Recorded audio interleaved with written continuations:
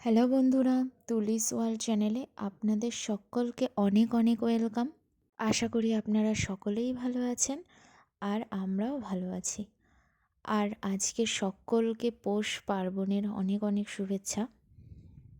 পৌষ পার্বণের এই দিনটাতে আমাদের বাড়িতে গোবর ছড়া দিয়ে উঠোনটা পুরো পরিষ্কার করে আর তারপর এখানে পিঠে আঁকে চালের গুঁড়ো দিয়ে আর পুজো হয়।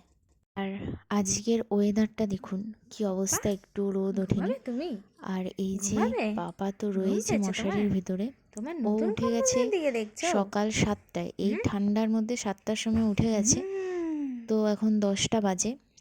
আমি ওকে আবার ঘুম পাড়ানোর চেষ্টা করছি, কারণ আজকে ওকে বাইরে বের করব না। যদি রোদ ওঠে তবেই বের করব, আর যদি রোদ না ওঠে তাহলে ঘরেই থাকবে।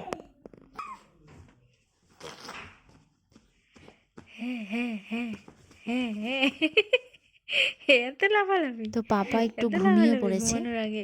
আর আজকে বাবু নিয়ে এসেছে মাছ, বড় বড় দুটো মাছ এনেছে। এখন এই মাছগুলোকে মা কাটবে। আর আমি এখন সকালে খাওয়া দাওয়া করে নিচ্ছি। তো আমি একটা ডিমের পোচ করে নিচ্ছি।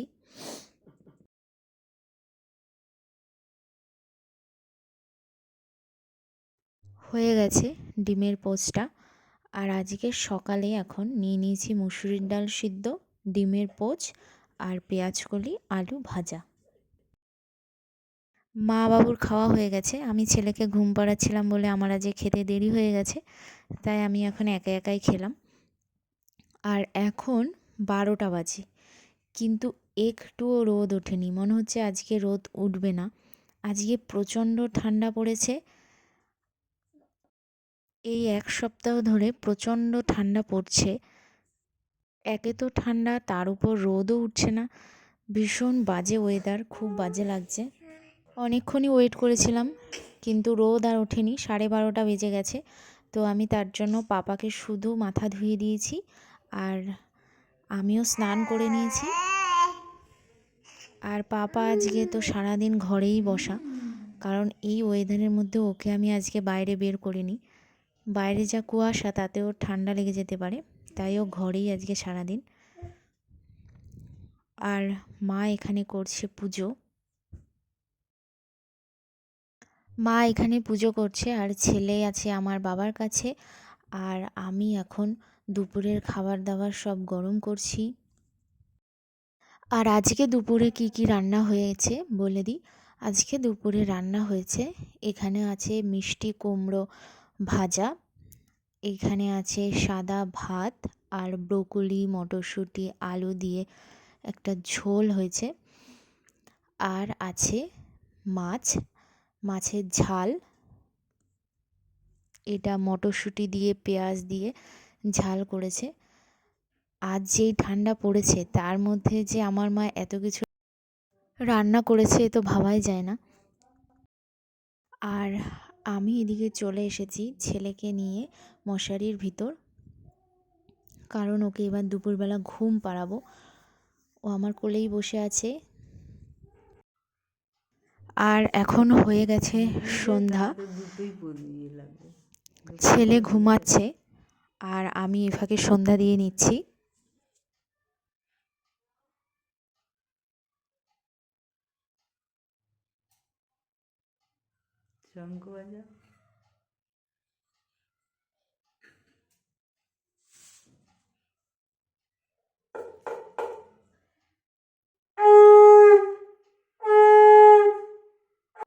আর এইদিকে সন্ধ্যা দিতে দিতেই উঠে গেছে ছেলে। চলো দেখি দিম্মা কি করছে, চলো।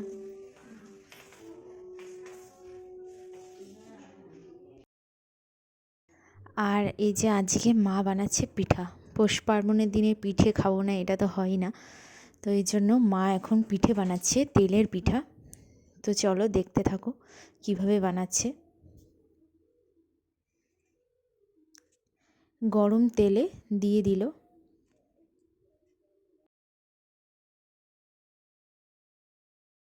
কি সুন্দর ফুলে গেল পিঠাগুলো।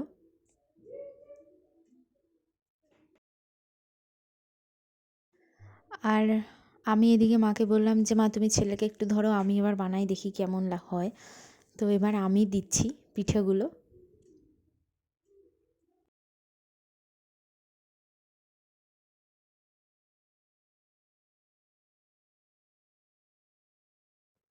আমার বানানো পিঠাগুলোও খুব সুন্দর ফুলেছে আর খাঁজ কাটা হয়েছে, দেখতে খুব ভালো লাগছিল পিঠাগুলো। আর গরম গরম এই তেলের পিঠা খেতেও কিন্তু ভীষণ ভালো লেগেছিল আমার। আজকে প্রথম এরকম পিঠা খেলাম, মা বানালো, তো আমার সত্যি খেয়ে খুব ভালো লেগেছে।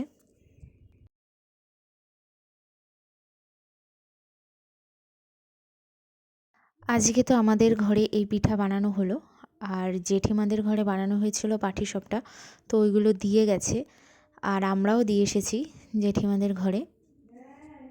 আপনারা আজকে পৌষ পার্বণের দিনে কি কি পিঠা খেয়েছেন অবশ্যই আমাকে কমেন্টস করে জানাবেন। আর পিঠে খাওয়ার পর আমি আবার চলে এসেছি রান্নাঘরে, কারণ এখন বেজে গেছে 8:30 মতন। আর পাপার বোতল ফোটানো ছিল, জল গরম করা ছিল, এই সব কিছু করেছি। আর দুধ গরম করতে করতে হয়ে গেছে 9:30 বেজে গেছে প্রায়। পাপাকে খেতে দিয়ে দিয়েছি। আর এইদিকে আমি রাত্রের খাবার সব গরম করে নিচ্ছি। রাত্রে কাবলি ছোলার তরকারি হয়েছিল আর রুটি, সেটাই খাচ্ছি। আর পাপারও খাওয়া হয়ে গেছে। আর পাপা এখন বসে বসে খেলা করছে। ও একা একা বসে খেলা করছে। বসেছো? ওকে রেডি করব বলে একা আমি একা ডাইপার বসে নিয়ে এসেছি, খেলছো ও তুমি? সেইটা নিয়েই খেলা হ্যাঁ, করছে। তুমি পাপা একা এখন একা একটু একটু বসে খেলছো বসতেও পারছে। পাপা? আচ্ছা। আজকের ব্লগটা এখানেই শেষ করছি। ব্লগটা ভালো লেগে থাকলে লাইক, কমেন্ট, শেয়ার করতে ভুলবেন না। আর চ্যানেলটা অবশ্যই সাবস্ক্রাইব করে নেবেন নতুন নতুন ভিডিও পাওয়ার জন্য।